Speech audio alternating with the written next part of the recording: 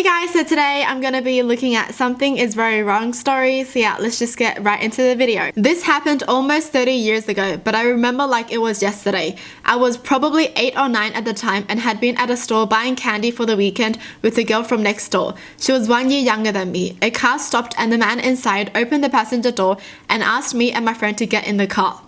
He was picking us up for our parents, he told us. Whoa! This is like exactly the scenario that my parents would warn me about. Like always. My parents would always be like, if someone comes up to you and says that they're my friend, don't go with them. Because that's so convincing for a kid. And as a kid, you just trust people, okay? You're a kid, you're naive, you trust. And by a stranger saying that they're your parents' friends, kids are just gonna be like, oh, okay, let's go. You're my parents' friend. I trust you. Okay, I could not shake the feeling that something was wrong and remember thinking, this is what my parents were talking about. I grabbed my friend's hand and said that we lived in that house right over there and pulled my friend with me. Went to their door, rang the bell, went straight in and told the people living there what had happened. Turned out I was right. We were about to be kidnapped. Oh my goodness. Thank gosh for this kid's gut feeling. Whew. I mean, honestly, in that moment, you just don't know what's gonna happen. Like, obviously, when you're reading about it, it seems so obvious and everything, and you know what you're gonna do, but every single time in a moment, you panic, you don't think, and things could happen, you know? Whew. Man, as a kid, I just wouldn't trust anyone though, because my parents would warn me every single day not to trust people. I remember a time my auntie would be like, come, let's go shopping, I'll buy you things, and I was like, nope. I don't trust you. I'm waiting for my mum. Nope. I didn't even trust my own relatives, okay? My parents still laugh about that story.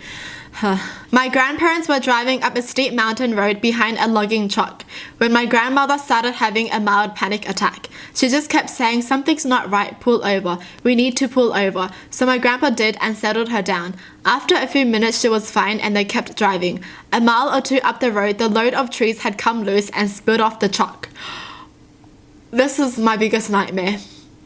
Like driving behind a truck that has like lots of things on it. I'm just always scared that everything is just going to unload and just crash into my car or something. Driving is freaking scary, honestly. Driving is scary. Like even if you were to drive safe, you don't know if other people are going to drive safe or not. It's just really unpredictable, honestly. A guy came to the door one day looking for my mum. I was probably 13 at the time. Immediately, I had most of my body behind the door, ready to shut it. I just had this awful feeling about him. He said he hadn't seen her in a long time and that he was just coming from church and was in the neighborhood. Okay, so this guy is trying to communicate that he's a good person, and that and his weird smile just made me trust him less. I told him my mum was napping. She wasn't. She was at work. Oh my gosh, this is so smart. So he left a note for her with his name and number on it. I took it and closed and locked the door. Oh, they actually opened the door? Oh, that's not so smart. Then I looked at the note and immediately recognized the name. It was my uncle. I hadn't seen him since I was 5, when he went to jail for murdering my aunt and my cousin. Whoa! I thought it was gonna be a stranger just trying to break in. This is even scarier. Oh my goodness. Ah, that's so creepy. Oh my gosh, I don't think they should have opened the door though. Like, I would have just talked behind the door. And even if they left a note, I'll just be like, okay, leave it outside, I'll take it later, bye. I don't care, bye. I would actually watch them leave first and then take the note. Oh, this is creepy. This just makes me think something could have gone very wrong. We went camping at this one spot in the woods by a small creek every summer. One summer, she gets this bad feeling and make us pack up and we leave. A couple of days later, they end up finding a dead body right near our then campsite. So it happened after they left?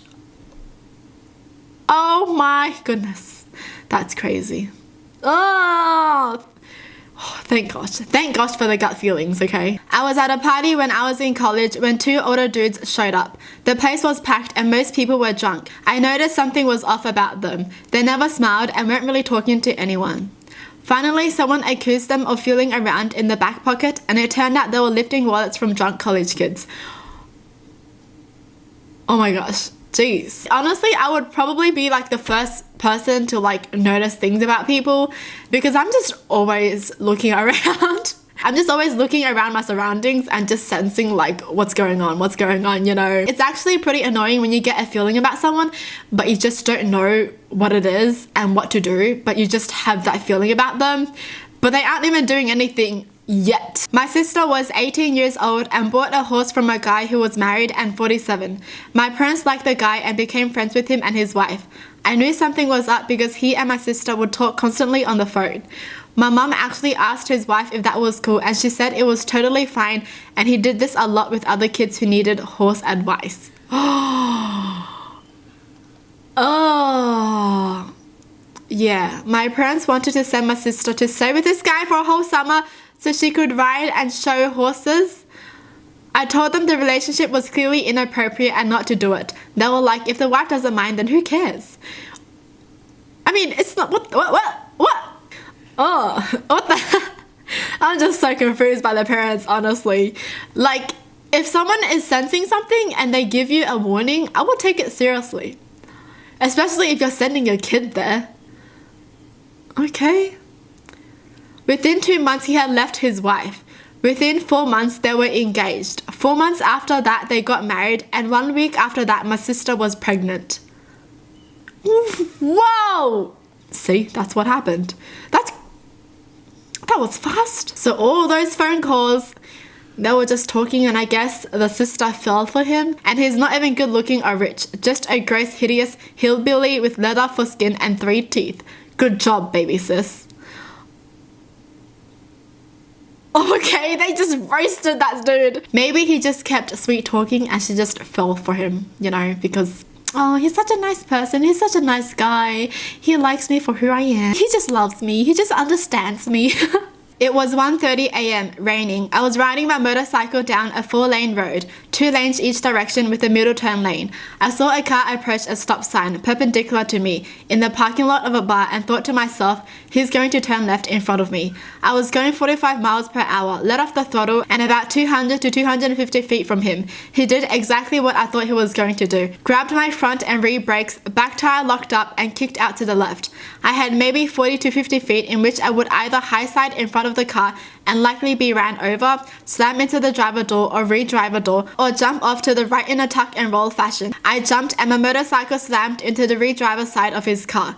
I had a couple scratches, bruises and sore tailbone, but I wasn't ran over or hanging out in his backseat via glass window. Whoa! See, I mean, like, even if you're driving safely, other people might not be. They just caught it, you know. They just looked at a car. It wasn't even a person. It was a gut feeling about a car.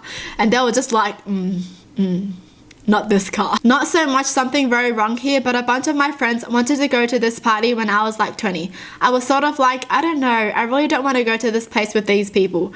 Turns out 2 of my friends got into an argument with people who lived there, got kicked out, were super hammered, and drove home angry. Car flipped 3 or 4 times, wrecked about another 4 cars. My one friend leaves with a small concussion, the other leaves with like 8 broken bones and walking therapy for about 2 years. Best part is the emergency responders said if anyone was in the back seat, they would be dead. That's where I would have been sitting.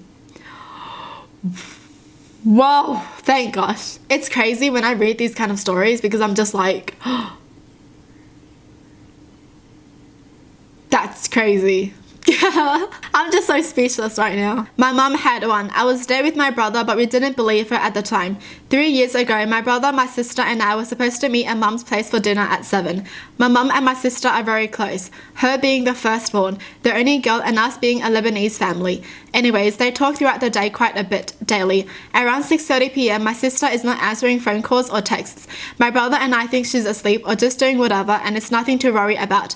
By 7:15, still nothing from my sister, and my mum at this point is pretty much saying something is wrong here. I can just feel it. We still don't believe her, but it's not her style to worry, and she is really now worrying. I call up her now ex-husband, who was at a conference, saying we haven't heard from my sister. It turns out neither has he. I asked if he knew her iTunes credentials so I could track her phone. Turns out she was at home. We called a friend, sent someone knocking at her door, and no answer. My mum started driving there and made the decision that we need to break into the house. She texted her friends to kick the door down. They did, and found my sister unconscious. She had a major stroke and a concussion. The aftermath was very, very difficult. I won't write a novel and be brief.